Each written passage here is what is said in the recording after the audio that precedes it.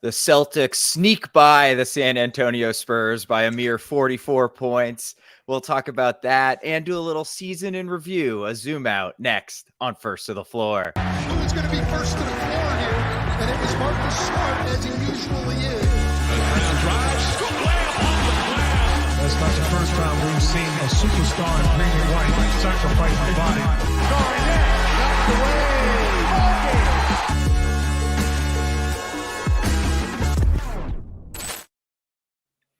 Wayne Spooney here. I am joined by the man with the mistress, hot takey Jakey, Jake Eisenberg. What's up, my dude? Mate, doing good. Ready to fire off some takes. Talk about this basketball team that's like pretty good. How you going, man? Oh, I'm doing great. I mean, are we back? Are the Celtics back? I think. Can we declare it? Were they ever gone? That's the real question, isn't it? That 3-game losing streak where feels so far away now, doesn't it? Oh, beautiful. In a row, 3 blowouts. Getting back to the defense. Robert Williams on the floor. Jaylen Brown playing like an All-NBA player. Perfect timing. The Sixers look like they're sliding back. They had a really good crack at catching us for the 2 seed. I commend them for trying, but it was never going to happen. Good job, little guys. You did your best. So let's jump into the most recent game. Maybe we can talk a little bit about the Indiana game, but that feels pretty similar. A lot of what we'll say about this game goes for the Indiana game as well. So this one, no Jason Tatum, which is always worrisome. You know, you track those Tatum on-off numbers. The team it always struggles when Jason Tatum doesn't play, have under 500 record when he sits out. Rob Williams still coming off the bench. Missoula sticks with Derek White in the starting lineup, with Marcus Smart in the backcourt, staying small, with Sam Hauser doing his best Jason Tatum impression. Like I said at the top, the Celtics just obliterated the San Antonio Spurs 137-93, and we've outscored our last 3 opponents by, I'm not sure I can count this high, 950 points or something like that, Jake. You're asking the wrong guy on that. You've been killing it with the math recently. You kidding me?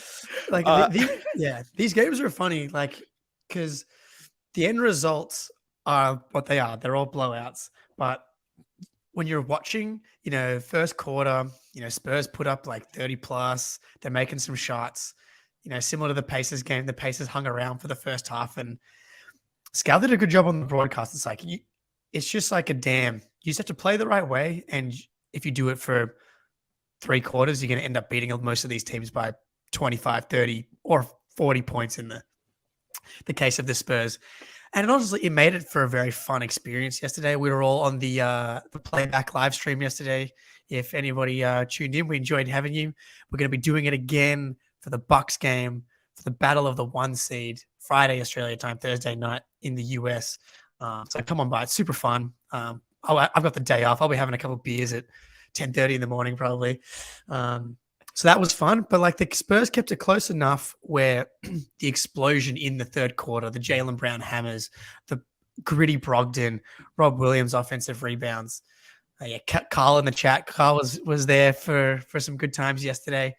So those games are fun. Like, it's close enough where you sweat just a tiny bit. Would there be anything more Celtics than reeling us back in and then losing to the worst team in the NBA? Maybe, maybe not. But thankfully, we didn't have to come on here. We get a podcast with 3 in a row. Yeah. So finally, we get to be happy on this podcast, with no, I know it's only 1 win, but straight up, they're just playing phenomenal basketball right now. I think the biggest thing for me, it seems like, especially these last 3 games, and, part of it's the Spurs are not very good.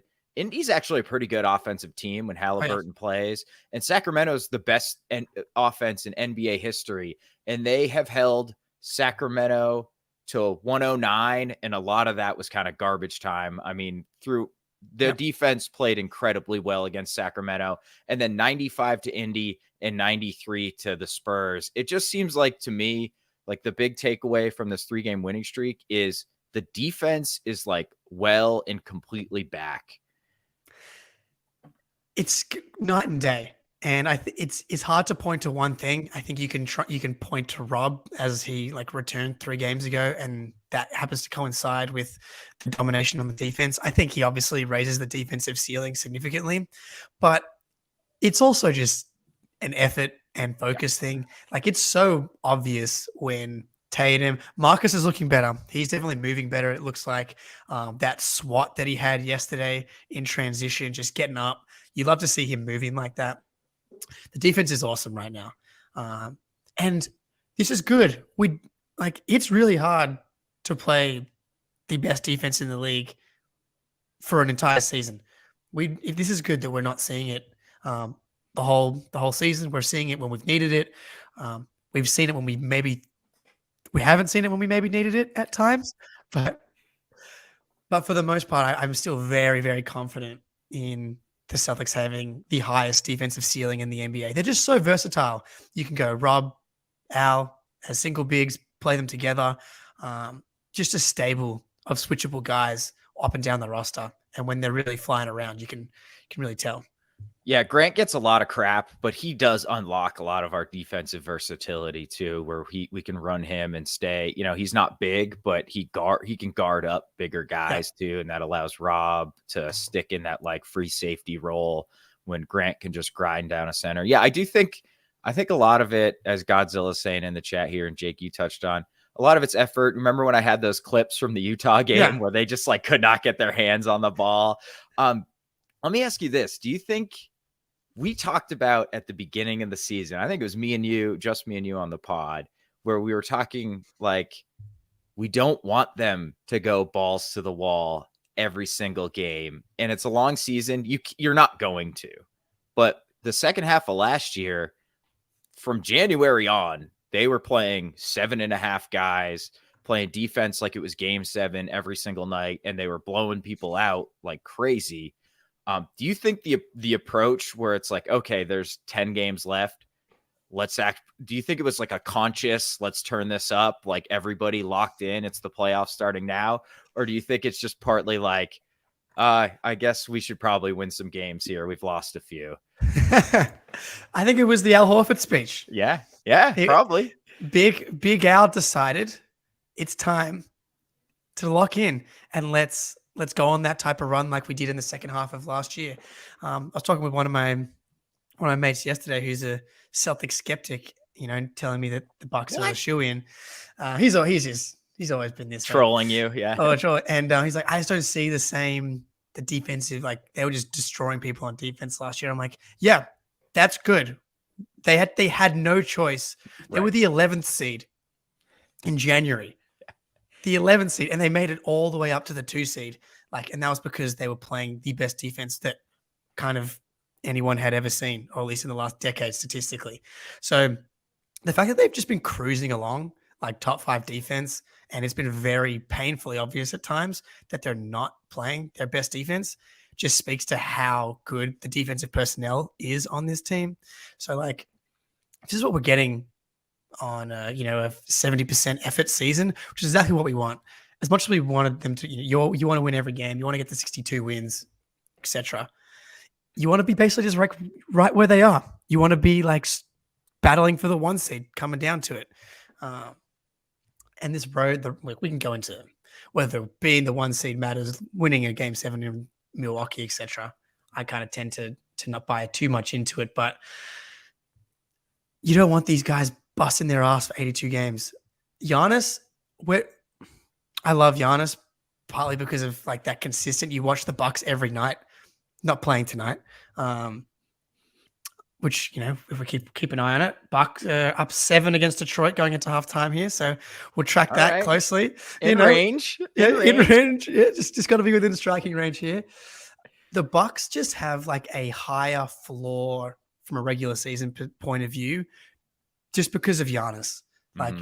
And as I love Jason Tatum, but he's not a 7-foot Greek Adonis that just is able to just dominate both ends of the court purely by his motor and physicality.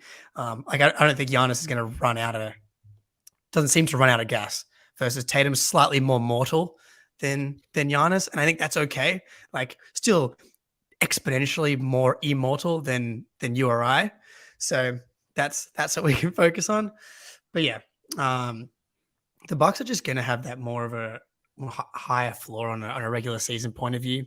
But ceiling wise, I just don't see the ceiling from the Bucks like I see the ceiling for the Celtics.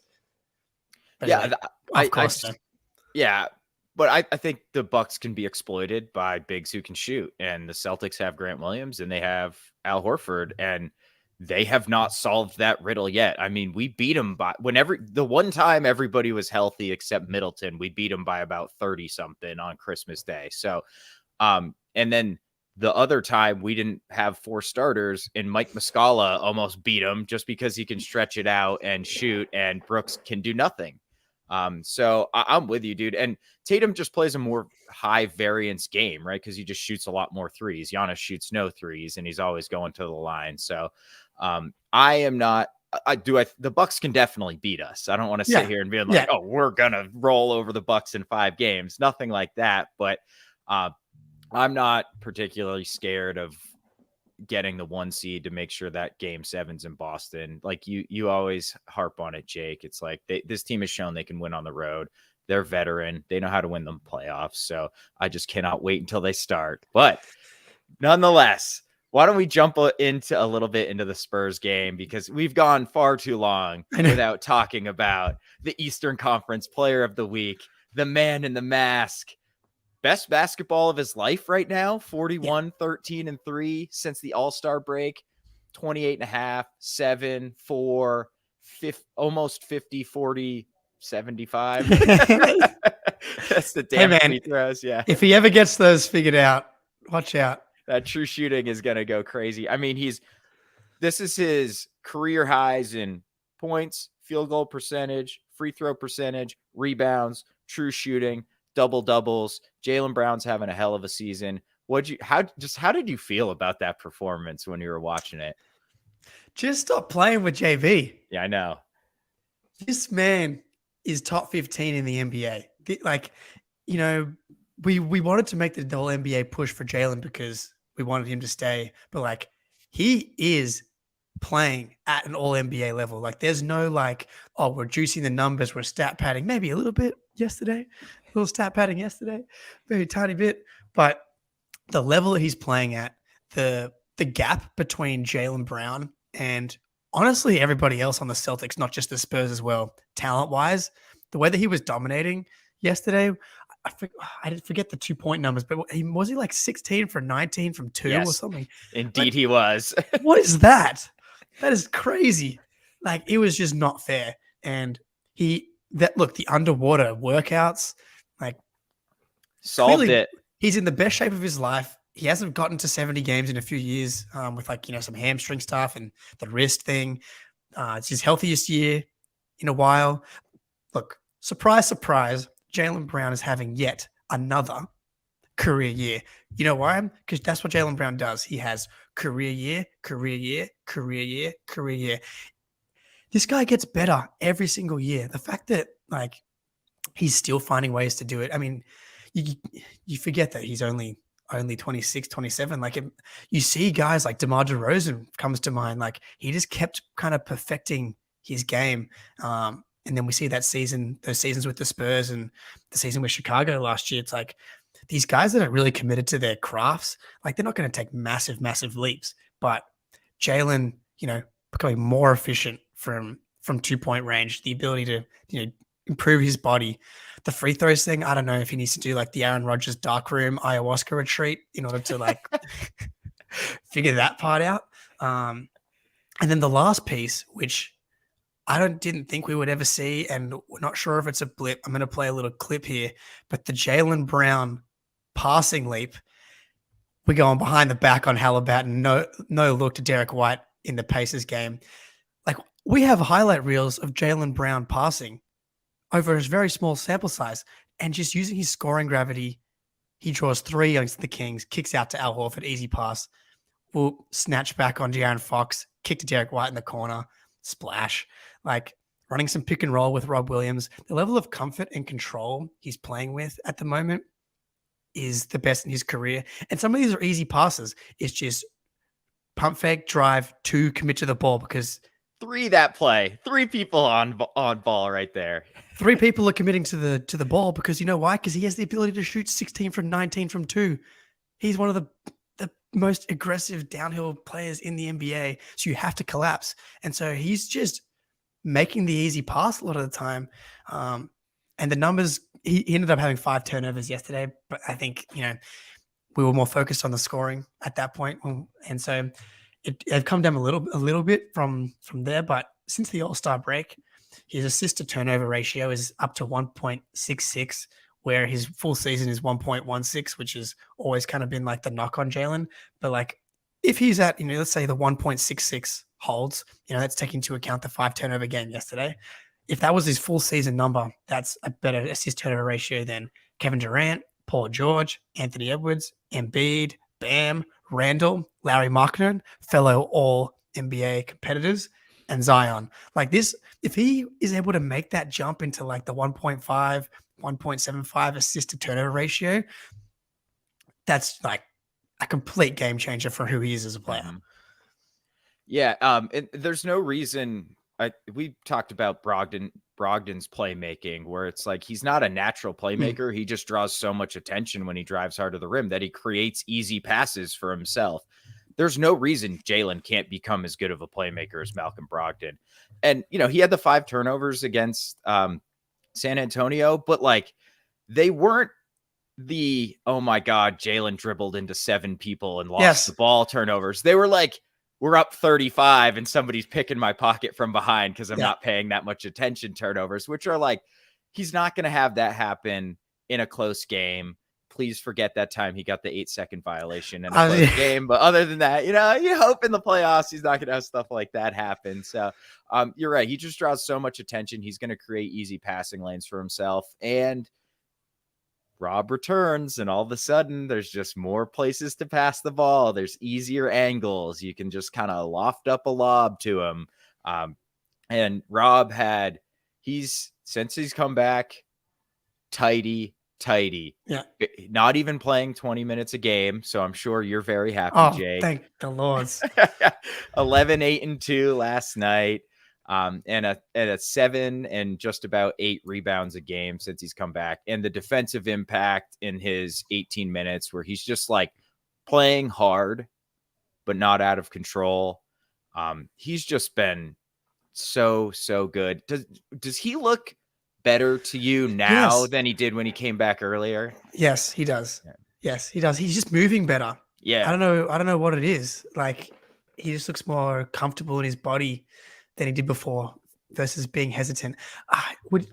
The whole Rob health thing is just so much of a mystery. It's like, did they just keep him out an extra week? Because it was 7 to 10 days. It ended up being like closer to 16 days or something like that, which I agree with.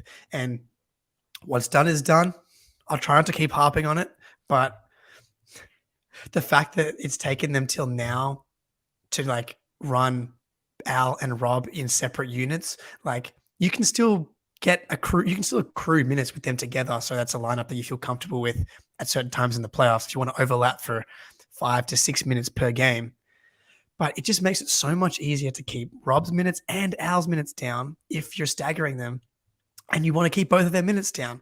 It's like it was like this homage to Ime, like trying to go back to this bloody, starting lineup that was so good last year when it's been so clear that Derek White needs to be starting, and like they can blow teams out with this new space and pace version as opposed to like the obliteration version of last season. Like they can, and that's what makes this team so dangerous to me, is that like they have the versatility to go smaller, to go bigger. But from the regular season point of view, I love this. I love this. I'm just like touching wood that we can get through. We're down to 8 games here. Like probably 7, man. Yeah. Don't probably play 7. him against Milwaukee. I don't want Giannis bowling into him 10 times a game or something like that. Like just sit Rob down. Well, because we have the back-to-back against the Jazz the next night. So there is a potential that they do something like that. I would prefer to, I know, I don't know how serious you are about that one, but like I would like to see I'm dead serious. Yeah. Like, do not play him against Milwaukee. I don't think we need him against Milwaukee either. He's not a particularly great matchup for Milwaukee. Yeah. Since they can hide Lopez or Giannis on him and that, just have him as like the primary rim protector. So like, I'm dead serious. Do not play Rob against Milwaukee and then play him against Utah where we'll need his rebounding desperately. Well, it's going to be interesting because like Milwaukee has that back-to-back with the Pacers the night before. So it's going to be a little cat and mouse game with that little battle for the 1 seed. But look, it's no secret. Like this team goes from one of the best teams in the league without Rob to me, the top of tier 1. Yeah. Like when we have healthy Rob, they're not in their own tier as much as I love Rob Williams, but to see him moving like this, and Luke Cornett's been fantastic this year.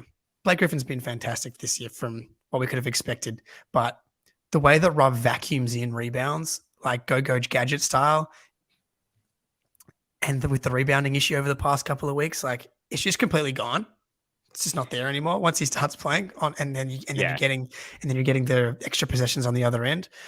Like, yeah, I know when we were on the live stream last night, and please join us on Thursday night or Friday morning if you're in Australia, like these fellas are. For the Bucks Celtics, we'll be live streaming that on our playback. You can find it on our Twitter. The link's right there. It's very easy. Just sign up if you're not already signed up. So please join us. That will be great. But on the live stream, Jake, multiple times you're like, almost like unintentionally, like subconsciously, we're just like, God, Rob's so much better at rebounding than Luke Cornett. It's like, yeah. I know it's not your fault, look. It's not your fault, look. But my eyes are just like, it's so stark. Yeah. And it's like, and Rob jumped 15 feet in the air and secured that defensive rebound against the entire other team. All right, that's nice. Speaking of Derek White, just a ho-hum 19-8 to 1-2 from Derek White. The shooting just rolls on. He's up to almost 39% on almost 5 threes a game. Outside of December, he's been I'm not sure he's missed since December, frankly. Since January 1, flirting with 40% on 5.4 threes a game. He's just, the double bigs that Ime went to was defensible. But when you have Derek White playing like this, he's just forced Joe's hand, especially with that traditional starting lineup. The net rating on that's actually been pretty poor this year. It's bizarre. Yeah. Allen, Rob on the floor together are killing people, but that specific old starting lineup from last year is not. So run through what was going through your mind when you watched Derek White last night. I mean, same old, get a bottle of champagne. Look, man, the flowers. Yeah. You got to get to the service station, pick up some supplies. Yeah. But look, I'm just trying not to take him for granted at this point. Right. It's like, someone that you love, you can just get used to how amazing they are on a day-to-day basis. But you just got to take a step back and be like, this guy is a different player than last year. I think he's probably playing the best basketball of his career as well. Like just the shooting alone, like his highest percentage previously was 36.6 in like his third season with the Spurs, which is all we need. Like 35, 36 is totally fine for D White. But the fact that he's at a 39% clip on like 4.7 attempts, like the confidence that he has to take these catch and shoot threes, completely different player to what we had last year. And don't forget how good Derek White was in the playoffs, like very key part of getting us all the way to the finals. Amazing in game 1 against the Warriors as well. The Celtics have a lot of stuff that they didn't have last season. I tweeted today, it's like, yeah, we got it. The Bucks didn't have Middleton. They didn't have Joe Ingles. They didn't have Jay Crowder. Okay, how impactful are those things? We have a healthy Rob Williams, touching on wood. Derek White playing at this level is really a game changer. Malcolm Brogdon was not on this team. Jaylen Brown's playing the best basketball of his career. And Jason Tatum took another little leap as well. Oh, and Sam Hauser also like gets a environmental boost when he plays in Milwaukee because that's where he's from and just makes every shot apparently.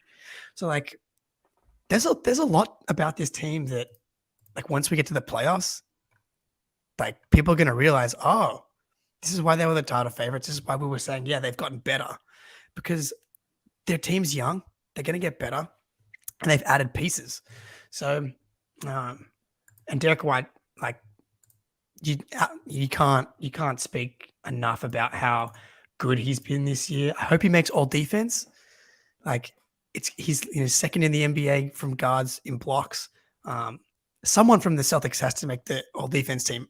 It feels like because they set the bar so high last season. Right. And they got so many votes. And now it's like, oh, they're not that. They're only fourth. They're only fourth this year. So it's like, okay, so there's going to be 0 people on the all defense team from the 4th best defense in the league. Because Derek would be the number 1 choice, I think, like pretty clearly of all the Celtics.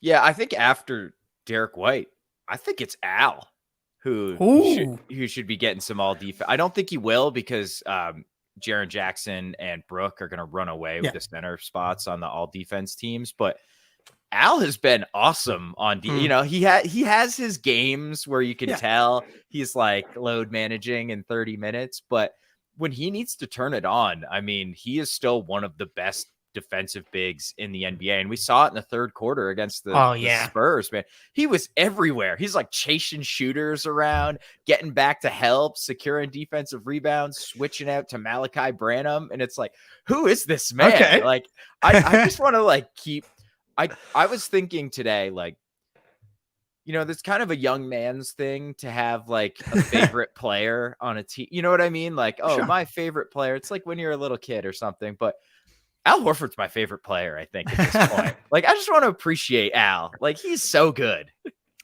Appreciate Al Horford. Again, don't take this guy for granted. Like, what he's doing at age 36 is unreal. I can't believe what he's turned himself into. Like, not just the percentage of the threes, obviously insane to be at 45%, but it goes without saying, right? But like, he looks like Sam Hauser coming off screens, like, and like quick release. He's improved the speed of that shot like pretty significantly from when he first got to Boston on that pick and pop. It was like way more of a slow slingshot. He gets it up quick, and because he's 6'10", like it's not getting blocked. So like he's getting them up, right? So the fact that he's turned himself into this player, and you see it in flashes, and I'm very confident that he's got that gear in him still. Go back and watch the Warriors game in Boston. I talk about that game all the time. Like big Al, playoff Al, he just has that sense. I'm surprised we saw it yesterday. I don't know where. Maybe he was just feeling extra spry. Like he was like, lower back's feeling good. Who's on the Spurs? No, these guys are not beating me. Let me just rack up a cheeky 4 stocks today. Why not? He's like him. Honestly, him and Brook Lopez having this like renaissance, I think, is one of the cooler subplots of the NBA season. And you just got to respect the work that Al's put in to his body. Like clearly, it's a massive priority. Like the Kyle Lowrys of the world falling apart, and PJ Tucker, like he's looking pretty rough trying to defend people on the perimeter at the moment. Looks like he doesn't want to shoot threes. Al Horford, I remind people, is like 340 something days younger than PJ Tucker. Respect and appreciate Al Horford always. That's right. Yeah, he had one where he was somebody drove. I can't remember who it was. Might have been Derek. And Al came up from the corner to above the break on the move, catches it, hand in his face, sets his feet, splash. And it's like, that is like a shooter's shot. Yeah. You know what I mean? That is not like a standstill. You've got all day to get this thing up. You're right. He used to have like, remember the Amir Johnson jump shot where he just like, dude, loaded that thing up. Al was kind of like that when he first got to the Celtics, but man, it's ugly still, but he's getting it off quick. Last guy before we move on, because of course we keep saying we're going to keep a podcast to 45 minutes and we never do. We mentioned him briefly about he's kind of the new addition to the team. I think Brogdon has really settled in to his role, what, is expected of him. And, he almost had a double-double with assists last night, pitched in 5 rebounds, 25 and 9. Just a really, he missed a couple layups that's like always. That's what he does. We could that's an evergreen sentence. And it's going to surprise Scal though for the rest of his Celtics tenure. I don't know what keeps happening. Yeah, mate. I was a Celtics fan in the chat. I recently moved to Tasmania, so it's like 12 degrees outside. So we're a different climate these days. But yeah, man, Brogdon. Like I thought, the Spurs were keeping it close. Brogdon missed the last game with some back soreness, which sounded kind of like a rest day. Which great idea. Good. Yeah. Another person that we should be focused on keeping healthy. I was like, you owe the fellas some grittiness. Well, let's break this puppy open. And he was getting loose balls, playing defense, like really, like obviously getting the 20 points. But I think we haven't seen a lot from Brogdon. It's just like doing the little things, like the dirty stuff. And it's funny that we saw it against the Spurs. Like I'm excited to see what Brogdon looks like in the playoffs because he's obviously was a key part of that Milwaukee team. Really smart guy. Yeah, I mean, I was a Celtics fan. Let me know. We'll grab a beer, go for a hike. It'll be perfect. I'm excited to see what Brogdon does in the playoffs from just impacting winning those winning plays, those Marcus Smart, Derek White plays. I know that's not quite who he is, but I don't know. He's getting there. He's getting there. He's been turning it up a little bit recently. Yeah. So I'm excited to see. Yeah, I'm excited to see him play in the Bucks game as well on Friday.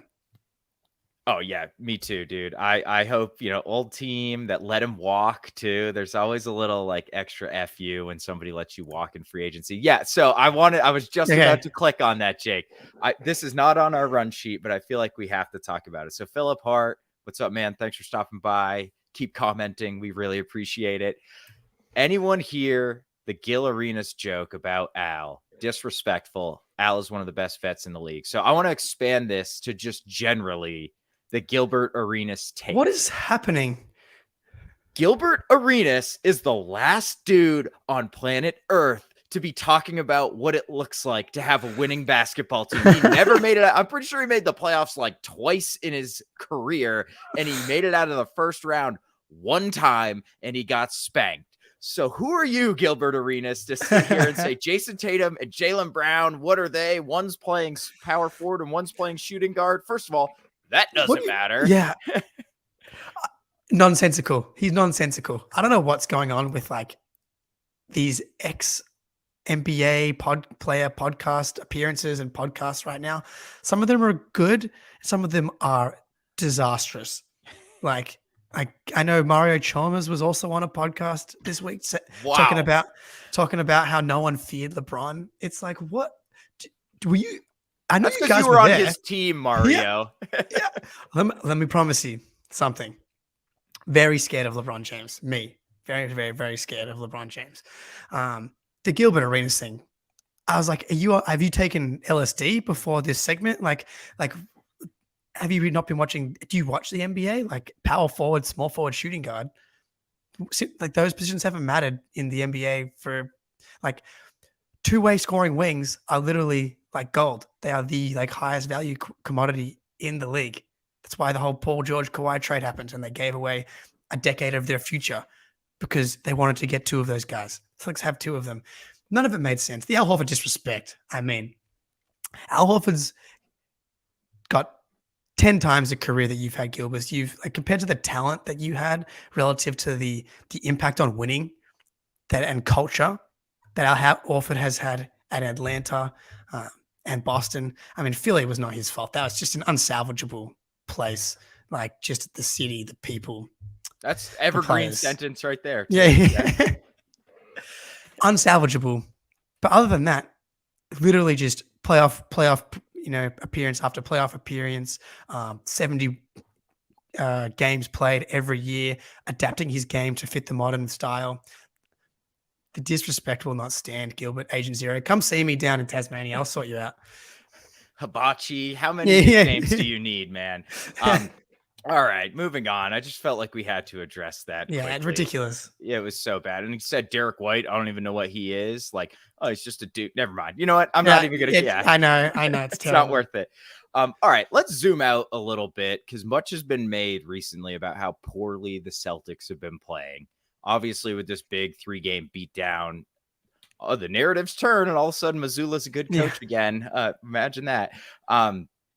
So We're back up to third in offensive rating for the season, fourth in defensive rating. We talked about how the effort has gone in and out, maybe by design somewhat. They're first in net rating per NBA.com. I didn't check cleaning the glass. And they've got the best point differential in the NBA. So, Jake, you have some post All-Star break numbers for us as well. But, like, that is the profile of a championship contender. No one else has his profile in the league. Yeah. Only team in the top 5 of both. Celtics are 9-2 against the top 3 seeds in East Conference. Like, how is there doubt on these guys' ability to be legit championship contenders at this point? Like, all the Marcus Smart, Jaylen Brown, and Jason Tatum have done for their entire career has get to the conference finals and beyond. Like, look at these teams that have conference finals appearances that are flashes in the pan. Dallas, last year, conference finals. They're a fucking 11th seed. The Hawks. That was the Hawks. They're like, oh yeah, we got Trey, this whole thing. Portland Trailblazers. They made the Western Conference Finals. Like in 18, I think, right? These little conference finals appearances here and there, like that teams think that they've made it, when the reality is it is so hard to get to the conference finals and remain in that conversation year after year.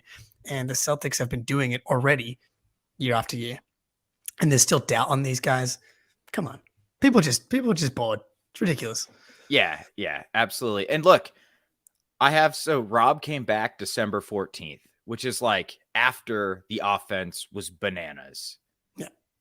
If you look at those numbers from December 14th until today, so you basically take out our amazing, crazy, unsustainable shooting stretch.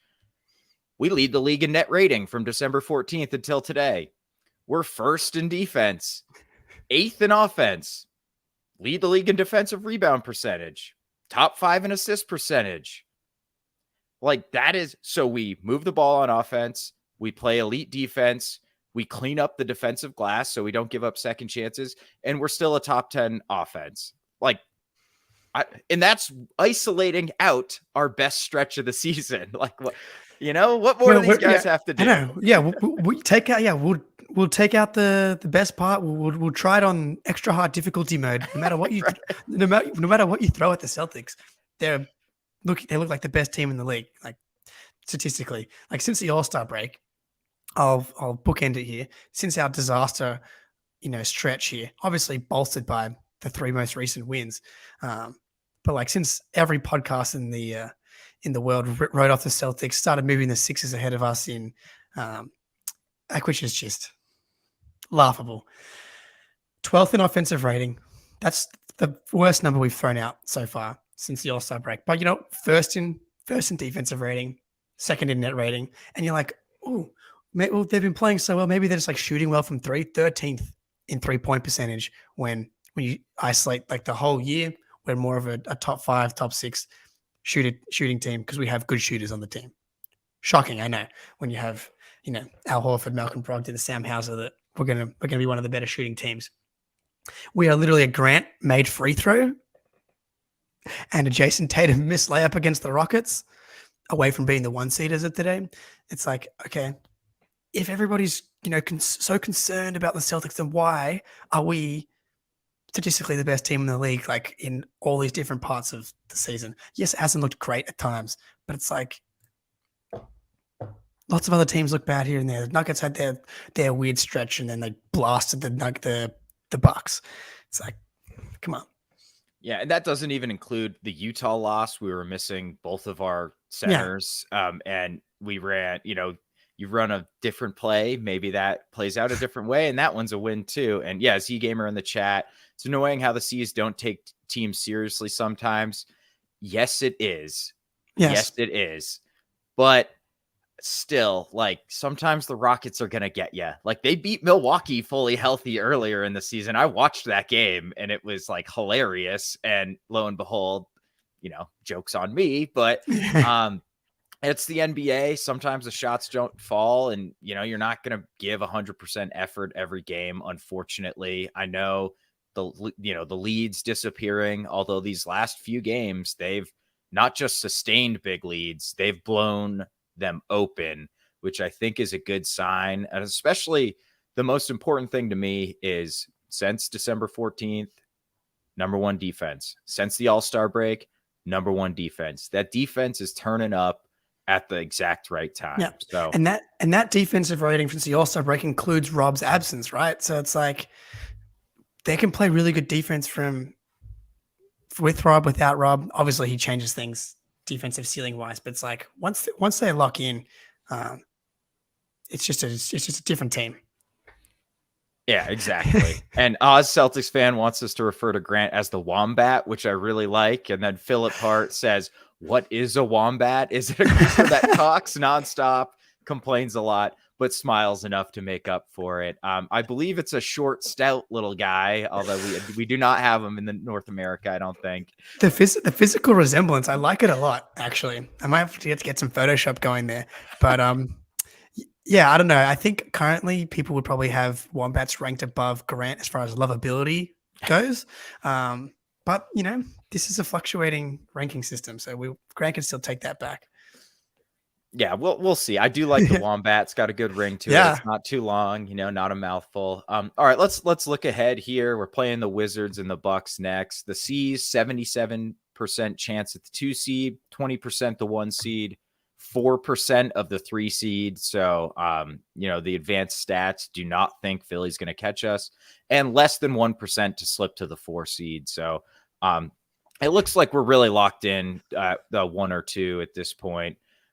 So the worst news possible, Washington's missing all their best players. Yeah. So how are you feeling about this one, Jake?